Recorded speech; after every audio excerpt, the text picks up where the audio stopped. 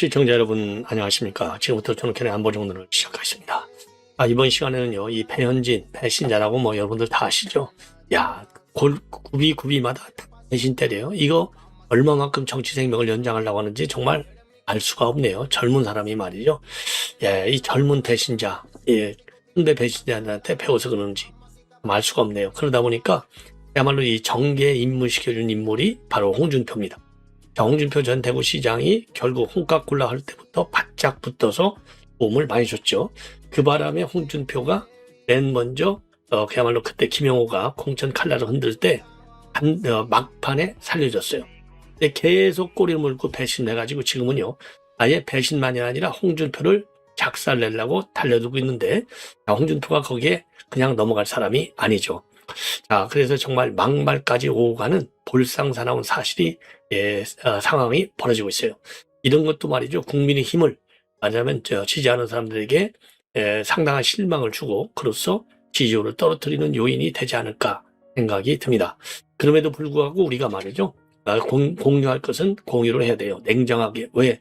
제2의 배신자, 이해훈 배신자, 한동훈 배신자, 그 다음에 배현진 배신자. 야, 참 이 배신의 뿌리가 말이죠. 상당히 우리 국민님에 깊이 내려져 있는 것 같습니다. 자, 그리고 지금 장동혁은 열심히 뛰고 있는데, 장동혁이가 말이죠. 우리 국민님의 당원 게시판을 조사해봤더니 6만 5천여 개의 비난 글이 있는데, 그게 전부 다 외국 국적 중국인 거다. 요거를 공표하고 나서 민주당에 또, 야, 이거 당신 혐중하는 거야? 야, 모든 걸 발언만 하더라도 말이에요. 정당 대표가 발언했는데 이걸 혐중으로 몰아치는. 야, 이거 정말 미국 같은 데서 선진국에서 볼 때 과연 이 나라의 여권의 여당을 과연 어떻게 볼 것인지 정말 걱정스럽습니다. 이제 말이죠. 대한민국은 조만한 반도가 아니에요. 반도의 나라가 아니라 전 세계에서 랭킹 5등에서 10등 안에 드는 어마어마한 대국으로 됐습니다. 땅만 작고 인구가 작을 뿐이지 국제적인 파워는 어마어마하다고 볼 수밖에 없어요. 그렇기 때문에 이런 시각을 말이죠. 이런 논평할 적에는 단순하게 국내 정치적인 시각에서만 볼 일이 아니다. 이런 말씀을 드립니다. 그래서 요 내용도 말씀드리고, 자, 그 다음에는 말이죠. 지금 이제 무인기 사건이 났는데 북한에서 뭐라고 그랬어요? 작년 10월하고 최근에 지난 4일날 보낸 이 무인기를 보니까 한국에서 보냈다. 이렇게 돼 있거든요. 그러니까 이제 우리 국방부에서는 뭔 소리야? 우리 과는 아니야. 딱 했거든요. 그랬더니 이제 지금 나오는 새로운 내용을 보면 민간기 가능성도 있다. 그래서 조사하고 있다. 이렇게 밝히고 있어요. 딱 이러니까 우리 국민에서는 민주당의 윤 대통령의 무인기 사건을 갖다가 외환죄로 가려다가 이게 잘 안 되니까 일반 이적죄로 몰아서 지금 이제 기소까지 되어 있는 상황이 아니겠습니까? 추가 구속이 다 되어 있잖아요. 그래서 이제 민주당이 윤 대통령이 무인기 사건을 갖다가 외환죄 이적죄로 몰아가는 걸 보면 딱 이거야말로 이 대통령한테도 똑같이 해당이 된다. 그래서 완전히 국민의힘과 민주당이 지금 대대적으로 붙고 있는 상황이 되겠습니다. 자, 그리고 말이죠. 시간이 되면 이 특검, 그러니까 이제 오산 기지를 압수수색했던 특검, 그리고 압수수색 영장을 발부해준 판사가 미국에 들어가기가 어렵게 됐다라고 하는 평가, 그러니까 미국 정부에 대해서 제재를 요청하는 내용이 우리 야권을 중심으로 해서 제기되고 있습니다. 자, 그런데 이거는 뭐 일종의 이제 정치적인 공세가 되는 것이죠. 정치적인 공세는 어떤 것이냐? 트럼프 대통령이 우리 국내 정치에 대해서 상당한 관심을 갖고 있지 않습니까? 더군다나 이 오산 미군 기지에 대한 압수수색은 트럼프 대통령이 지난번 8월 25일 날 트럼프하고 이재명 대통령이 정상회담을 할 적에 한국에서 지금 혁명이 일어나고 있느냐 아니면 북청이 일어나고 있느냐, 이렇게 해서 SNS에 글을 올려서 또 비상사태에 빠진 바 있는 매우 심각한 현안입니다. 자, 그래서 미국 당국에 말이죠. 지금 제재를 요청하는 하고 있는데, 이게 이제 쉽게 얘기하면 이제 재산 동결 또는 근데 뭐 이런 사람들이 미국에 뭐 무슨 재산을 갖고 있겠어요? 예. 그래 뭐 굳이 해봐야 이제 비자 제한인데, 비자 제한이 그렇게 뭐 쉽게 되는 거는 아닙니다만은, 그러니까 이제 미국 내에서 지금 이재명 정권에 대한 비판, 이 규탄 분위기를 고조시키는데, 또 한국에서도 마찬가지, 이런 데는 상당한 좀 도움이 되지 않을까, 이렇게 판단이 됩니다. 자, 시청자 여러분, 저렇게 안보정론TV 꼭 구독, 좋아요, 알람 설정을 부탁을 드립니다. 자, 그러면 배현진과 이 홍준표의 요 싸움. 야, 참 이거 말이죠. 참 보도하기도 참 부끄럽네요. 예, 자, 그럼에도 불구하고 일단은 여러분들께 말씀을 드립니다. 자, 그래서 말이죠. 요 얘기를 지금 이 홍준표가 말이죠. 참 이 인성이 참 고약하다. 저런 사람을 내가 참 배지를 줬으니 욕망의 불나방이다. 그리고 이제 배현진은 코박콩, 돼지 눈에는 돼지만 보인다. 막말까지 지금 나오고 있습니다. 자, 그래서 말이죠. 오늘 홍준표 시장하고 배현진이가 주고받은 SNS를 보면은 인성이 그런 줄 몰랐다. 그리고 돼지 눈에는 돼지만 보인다면서 원색적인 비난을 서로가 주고받고 있습니다. 이 얘기는요, 이 배현진이가 이제 출발은, 그러니까 정계 투신할 때 출발은 홍준표 팔타우로 출발했지만은 현재는요, 한동훈이 딱, 친한계로 자리를 굳혔죠. 그러니까 이렇게 이제 한동훈이를 두고, 왜냐면 뭐, 홍준표 시장은 한동훈이를 직격을 그동안에도 많이 나왔잖아요. 그러니까 한동훈이를 까니까 이제 홍준표를 까는 겁니다. 자, 배 의원한테 오늘 뭐라고 했느냐? 인성이 그런 줄 몰랐다. 헛된 욕망의 굴레에 집착하는 불나방 인생을 사는구나. 학력 콤플렉스를 주차자 3만리. 벌써 5번째 조인데 그 끝은 어디인가? 예. 자, 그리고 요즘 시끄러운 장관 지명자나 너나 다를 바 없다. 사람의 탈을 쓰고 내가 나한테 그러면 안 되는 거다. 이제 그만하거라. 이렇게 글을 올렸어요. 자, 그랬더니 이제 배 의원이 말이죠. 이제 왜 그러냐면 어제 이제 홍준표가 한동훈을 비판하니까 거기에 대해서 배현진이 그거를 비판한 겁니다. 여기에 대해서 홍준표가 또다시 비판을 하고 나온 겁니다. 자, 그래서 홍준표 시장은 어제 말이죠. 국민의힘을 망친 장본인은 윤석열, 한동훈 두 용병 세력이다. 용병 세력을 제거하고 유사 종교 집단을 적출해내고 노년층 잔돈이나 노리는 극우 유튜버가 단단하지 않고는 그 당은 재개할 수 없다라고 적었어요. 자, 그러니까 이 배현진이가 말이죠. 이제 어제 바로 여기에 대해서 반박을 한 겁니다. 정작 본인께서는 지난 22대 총선 무렵 뒤떨어져가는 윤석열 정권에 대해서 후배들의 절박한 호소와 간청을 못 들은 척하고 소위 코박콩 입극단하고 하셨다. 예, 이렇게 비판하고 있어요. 코박콩은 홍준표 시장이 이제 윤 대통령한테 90도 인사를 하면서 아부했다. 이런 의미의 지금 비하 표현입니다. 입국단은 입 딱국 닫았다는 거죠. 자, 그러다 보니까 이제 요 대목을 홍준표 시장이 공격한 겁니다. 그러니까 이제 오늘 이 공개에 대해서 배현진이가 바로 맞받아쳤습니다. 또다시 돼지 눈에는 돼지만 보이고 부처님 눈에는 부처만 보인다는 고사를 인용하면서 홍준표의 일생 동력은 컴플렉스다. 찢어지게 가난했던 어린 날의 상처, 서울대에 지나가지 못한 미련이 자신과 달리 성장한 동료들을 향한 날카로운 인신공격이 됐고 결국 외로운 은퇴를 자처했다. 이제 은퇴도 하셨는데 서울법대 나온 한동훈 등 까마득한 후배들에 대한 질투, 경제심도 한수 접고 진정으로 스스로를 사랑할 줄 아는 성숙하고 평안한 노년에 집중하셨으면 하는 바람이다.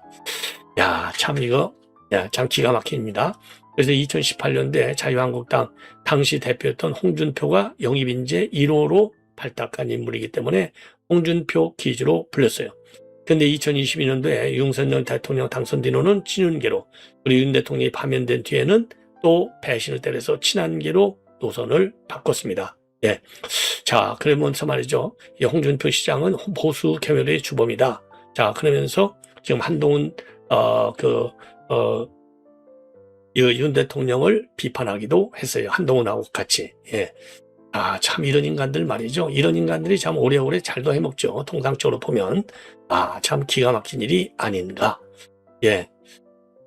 자, 그래서 말이죠. 예. 이게, 이런 정도까지 나가면 말이죠. 예, 나갈 만큼 나간 것이죠. 야, 그래서 이거는 당원들이 다음에 심판을 해줘야 될 것이 아닌가. 이렇게 판단이 되는 대목이 되겠습니다. 그리고 말이죠. 예. 그리고면서 이제 그 용병 세력과 관련해서 현재 국민의힘은 재개할 수 없다. 김병기 방지법까지 출연하는 민주당을 벤치마킹하라. 정치는 그렇게 비정한 거다. 가죽을 벗기는 혁신 없이는 아이스에이지는 계속될 것이다. 예.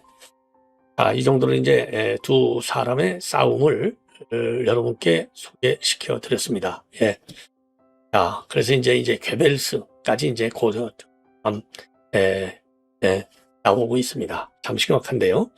이번에는 이번에는 이제 지금 이제 요 외환죄 요 내용을 여러분께 말씀을 드리겠습니다.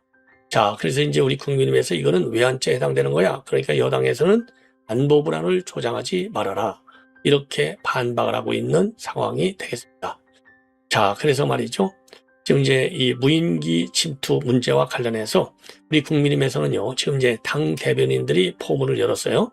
박성훈 수석 대변인, 그리고 조용술 대변인, 이제 민주당도 대변인들이 지금 맞받아치고 있습니다. 자, 그래서 요거와 관련해가지고요, 국민의힘은요, 이재명 정부의 무원칙 내로남불식 안보관이 북한의 불법 도발을 부추긴다. 여기에 대해서 안보 불안을 조장하는 무책임한 정치 공세다. 맞받고 있습니다. 자, 우리 국민의힘 박성훈 수석 대변인 논평 아주 잘 나왔어요. 이번 사태로 이재명 정부의 원칙 없는 안보관은 물론 안보마저 정쟁으로 끌어들이는 행태는 재확인이 됐다. 지난 정부가 북한에 무인기를 보내서 대남 공격을 유도해 매연 명분을 만들었다는 민주당 논리대로라면 이재명 대통령 또한 외환죄 수사와 재판 대상이 된다. 그러면서 말이죠. 북한의 외변 한미동맹 중심으로 냉정하고 단호하게 대응하고 추가 도발 가능성은 선제 차단해야 한다. 이재명 정부는 북한에 대한 대화 구걸이나 우의장 평화쇼가 아니라 확고하고 일관된 입장 정리로 국민을 안심시켜야 한다. 그리고 조용술 대변인도 직격을 하고 있었습니다. 정권이 앞장서 군사적 대응을 금기시하니 이번 무인기 작전은 단순한 정보 수집용 안보 행위가 되는 것이고 이전 정부의 통일 행위는 외환 혐의가 되는 것이냐. 명백한 내로남불식 안보관이다. 이렇게 지적을 하고 있습니다. 오늘 민주당은 국방부는 북한이 주장한 시점에 우리 군이 무인기를 운영한 사실이 없다고 공식 확인했다. 그럼에도 국민의힘은 이재명 정부를 향해 남이 하면 외환 혐의냐는 궤변으로 이 대통령을 외환죄 수사와 재판 대상으로까지 거론하는 방언을 서슴지 않는다라고 반박하고 있어요. 그러면서요, 사실관계에 대한 최소한의 확인조차 없이 북한의 일방적 주장을 빌미로 정부와 군을 공격하며 안보 불안을 조장하는 무책임한 정치 공세다. 그리고 정치적 결론부터 내리고 안보 사안을 정쟁적으로 삼는 무책임한 행태는 국민 불안을 키울 뿐이다. 야, 이거 누가 해야 할 소리를 이렇게 정말 부끄러움도 없이 하는지 알 수가 없습니다. 안보는 공포를 조장해 이익을 취하는 영역이 아니다. 특히 북한 주장 하나만으로 정치 공세에 나서는 것은 결과적으로 북한의 선전심전에 동조하는 꼴이 될 수 있다. 예. 그래서 아까도 말씀드렸지만 북한이 말이죠. 작년 9월하고 지난 1월 4일 날 무인기를 한국에 침투했다. 그러니까 우리는 그런 일자에 무인기를 운용한 사실이 없는 걸로 확인이 됐다. 그러면서 전면 부인한 바 있습니다. 자, 그래서 이 무인기 말이죠. 한번 이게 이제 북한에서 이제 공개한 이 무인기예요. 그래서 북한이 우리 무인기가 찍었다고 하는 이 시가 내용이 되겠습니다. 예. 자, 그리고 이제 요 무인기 안에 있는 전자 장비가 되겠습니다. 이게 이제 떨어진 잔해물이 되는 것이고요. 여기 이제 떨어진 장애물이 되는 겁니다. 이 정도로 해서 이 무인기 사태가 이제요, 여야의 쟁점, 이게 말이죠. 제가 이미 요 관련 보도를 해드릴 때 논평을 해드리는, 이게 바로 북한이 노리는 거예요. 왜냐하면 지금 이 무인기를 가지고 현 정부가 특검을 통해서 이적죄로 몰고 가고 있는 거 아니겠습니까? 그러니까 이제 북한이 이거를 똑같이 까가지고 여야 간의 정쟁을 촉발해서 사회의 불안, 국론 분열을 노리고 사회 불안과 국론 분열 이런 걸 통해서 말하자면 종북 세력들이 국가 기밀을 빼내는, 그래서 북한에 보고하기가 더 쉽고 국가 기강이 이제 무너지니까, 예?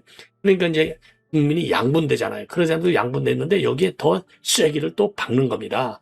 이걸 가지고 뭐 남북이 조사하자? 그런 얘기는요, 참 치졸한 거예요. 좀 당당하고 의연하게 대화를 재개하더라도 해야지, 이런 걸 빌미 삼아갖고 남북 대화하자고 하면 북한이 할 것 같습니까? 요것들이 말이지, 예? 대화하자고 지금 난리를 치는 것만, 야, 웃기고 있어. 그거 갖고 대화 못해. 더 큰 선물을 너희들이 준비할 날이 올 거야. 그래서 더 때리는 거예요. 참 기가 막히죠? 예. 이러한 북한의 대남 일종의 대남 심리전 공작의 무인기를 이용해 먹는 겁니다. 여기에 여야가 어쩔 수 없이 빨려 들어가는 거예요. 왜? 이재명 정부가 먼저 자락을 깔았잖아요. 윤 대통령의 무인기 침투는 이거는 내란, 그러니까 이제 이 이적죄에 해당된다. 요거를 깔아놨잖아요. 예. 이게 이제 외환죄로 걸려다가 도저히 안 되니까 일반 이적죄로 돌린 건데, 이게 이제 북한에 의해서 역이용되고 있다. 이거를 국민의힘에서 지적하는 내용이 되겠습니다. 자, 이거 이제 이 정도로 말씀을 드렸고, 그 다음에 이제 이 장동혁 관련 내용을 여러분께 말씀을 드리겠습니다. 이제 장동혁이가 말이죠. 한마디로 얘기해서 지금 이제 북한, 그러니까 중국, 이번에는 이제 중국이죠. 중국의 우리 국민의힘의 이 개입이 상당히 심각하다. 상당히 심각하다. 이런 입장을 지금 냈어요. 댓글 국적을 그래서 포기해야 되겠다 했는데, 이걸 가지고 이제 협중이라고 지금 밀어붙이고 있습니다. 민주당에서. 자, 그래서 지금 이제 6.3 지방선거를 앞두고 있는 상황 아니겠어요? 그래서 이제 이 댓글, 온라인 댓글에는 국적을 표기하고 외국인의 지방선거 투표권을 제한하자. 이렇게 요청을 했더니 민주당에서 뭐라고 반발하고 나서느냐? 중요한 시점에 협중 정서를 자극할 수 있는 방식의 정치적 공세다. 이것은 국익과 외교에 도움이 되지 않는다. 이렇게 입장을 이거로 반박하고 있습니다. 자, 장동혁이가 말이죠. 페북에다가 외국인의 댓글에 의해서 여론이 왜곡되고 있다. 과거 7년간 국민의힘이 비난하는 글을 6만 5천 개 이상 올린 X계정의 접속 위치가 중국으로 확인된 사례도 있었다. 그리고 또 외국인 투표권에 의해서 국민의 주권이 위협받고 있다. 지방선거 투표권이 있는 외국인이 14만 명을 넘어섰다. 그래서 국민들은 댓글의 국적 표기에 64%가 찬성하고 있고, 상호주의에 입각해 외국인 투표권을 제한해야 한다는 의견이 69%에 이르고 있다. 그러면서 말이죠. 분명 국민은 위협을 느끼고 있다. 이제서라도 민심을 따라야 한다. 라고 주장을 했습니다. 자, 줄줄이 다 옳은 얘기잖아요. 이게 대한민국 정치를 멍들게 하셨습니다. 이미 말이죠. 국민의힘에서는요, 중국 이 국적 그야말로 우리 한국 내 거주자들이 지방선거에서 투표권 행사하는 건 도저히 있을 수 없는 거예요. 이걸 문재인 정권에서 다 받아들인 거 아니에요? 그래서 그거를 없애야 된다. 상호주의에도 어긋나는 거 아닙니까? 그런데 말이죠. 이건 이제 없애지 못하겠다는 거죠. 왜? 지금 이제 우리 국내 지방선거 투표권이 있는 중국인들이 대부분 민주당 지지자들이 많으니까. 그런다 보니까요. 민주당에서는 이건 협중 정서를 조장하는 것이다. 그래서 이 대통령도 말이죠. 중국 대사관 앞에서 시위하는 거. 이건 협중 시위다. 강하게 법적으로 대응하라. 이렇게 했잖아요. 그 연장선상에 있는 겁니다. 정말 안타까운 얘기가 아니냐. 자, 그래서 이 부분에 대해서 말이죠. 민주당에서 이 당 대변인 그리고 정영기 의원이 이거를 갖다가 강력히 비판하고 있는 겁니다. 자, 민주당의 주장문 굳이 설명할 필요가 없죠. 댓글 운영과 관련한 정책은 기본적으로 민간 기업인 포털과 플랫폼의 서비스 운영, 자율 규제 영역이다. 그래서 정치권의 법과 제도를 통해서 사기업의 서비스 구조에 직접 개입하는 것은 또 하나의 과도한 규제가 될 수 있다. 표현의 자유와 개인정보 보호 논란 우려도 크다. 야, 이거 웃기고 있어요. 예. 그러면서 포털 댓글에 국적 표시를 의무할 경우에는 페북, 인스타, 유튜브 등 해외 소셜미디어 플랫폼에 대해서는 어떤 방식으로 동일한 기준을 정할 것인지에 대한 현실적 대안 역시 제시되지 않고 있다. 아니, 제시되지 않으니까 여야가 머리를 맞대고 논의를 해서 만들어내야지. 어떻게 이거를 협중으로 몰아가는 것 자체가 대한민국의 국익과 외교에 도움이 되지 않는 겁니다. 민주당에서 이걸 협중으로 몰아가는 것 자체가 잘못된 어프로치인 거죠. 예. 자, 이렇게 비판하지 않을 수 없고요. 그 다음에는 저 아까도 말씀드렸지만은 본래 서민민생대책위원회에서 고발을 했어요. 특검과 이 판사를 과거에. 예, 그 당시에 말이죠. 자, 그거를 이번에 다시 한교안인가요? 요거를 이슈화 시키고 있습니다. 그래서 미국의 제재를 요청하는 그런 지금 방향으로 지금 공세를 펴고 있다. 외환 혐의로다가 고발당했습니다. 예, 한번 보시죠. 조은석 내란 특별검사를 외환 혐의로 고발했습니다. 요거를 근거로 해서 이제 피자, 미국의 제재를 요청하는 한미 동맹을 해쳤다는 겁니다. 이에 대해 특검은 미군은 압수수색 대상이 아니었다고 반박했습니다. 조윤정 기자입니다. 내란 특검은 지난 21일 우리 군과 주한미군이 함께 주둔하고 있는 오산 공군기지를 압수수색했습니다. 지난해 10월 드론작전 사령부가 무인기를 평양에 침투시켰다가 추락한 사실을 은폐하려 했는지 확인하는 차원이었습니다. 이와 관련해 시민단체인 서민민생대책위원회는 조은석 내란 특별검사를 외환죄와 직권남용 등 혐의로 대검에 고발했습니다. 고발장엔 오산기지 레이더 시설을 미국과 사전 협의 없이 압수수색한 건 적국의 군사상 이익을 공유하고자 한 것 아닌지 의심이 든다고 했습니다. 또 한미동맹을 해치면서 관세 폭탄의 빌미가 되어 국가산업에 엄청난 피해를 줄 것이라고 했습니다. 이에 대해 박지영 내란특검보는 압수수색은 부대 사령관의 승낙 하에 이뤄졌고 미군은 압수수색 대상도 아니었다며 미군과 마주친 적도 없다고 했습니다. 이어 허위 주장은 수사 방해로 볼 수 있다고 했습니다. 내란특검은 참고인으로 소환되자 강하게 반발했던 안철수 국민의힘 의원에 대해선 당에서 잘못한 점이 있는지에 대해서 해묻는 것 자체가 목적이라면 저는 거기에 출석해서 협조할 생각이 전혀 없습니다. 출석 여부는 본인에게 달려있다며 더 이상 소환하지 않겠다고 밝혔습니다. TV조선 조윤정입니다. 자, 그래서 이게 이제 무인기 침투가 말이죠. 이제 미국 측에서도 이건 소파 규정 위반이다. 이렇게 돼 있어요. 그 오산 기지에 있는 우리 한국 중앙방공통제소에 대한 압수수색할 때 벌어진 일입니다. 이것 때문에 이제 주한미 사령관에서는 우리 정부 당국에 항의 서한을 보내고 해명할 것을 요청한 바 있어요. 그리고 나서는요, 이 게이트 출입 통제권을 갖다가 우리 한국이 3개의 게이트 중에서 1개는 가지고 있는데 그것을 완전히 박탈해서 이미 한미 간의 외교적 갈등 사안으로 지금 남아 있습니다. 자, 이런 틈을 이용해서 말하자면 특검 그리고 영장을 발부한 판사 이런 사람들은 미국이 제재해야 될 것이 아니냐. 그래서 이제 지금 제재할 게 뭐가 있어요. 제재하면 비자 제한, 그 다음에는 미 재무부 규정에 따른 미국 내 재산의 동결인데, 아니 뭐 특검하고 판사가 뭐 무슨 미국 내 무슨 재산을 갖고 있겠어요? 또 모르죠. 무슨 뭐 자녀들이 유학에 가 있으면 될지 모르지만 그건 또 자녀 재산이기 때문에 미국은 법입 집행이 굉장히 엄해요. 그래서 일종의 이거는 정치적인 공세의 자료로 써먹기 위해서 야권에서 지금 제안한 것이 아닌가. 그래서 황교안 전 총리가 이거를 제안한 걸로 알려지고 있습니다. 시청자 여러분, 이것으로 본 방송을 마치겠습니다. 대단히 고맙습니다.